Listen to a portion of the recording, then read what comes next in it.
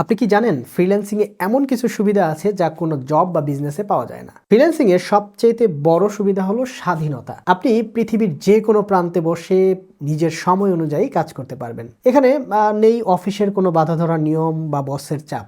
আর ইনকামের কথা বলতে গেলে ফ্রিল্যান্সিং এ আপনি পাবেন আপনার পরিশ্রমের সঠিক মূল্য।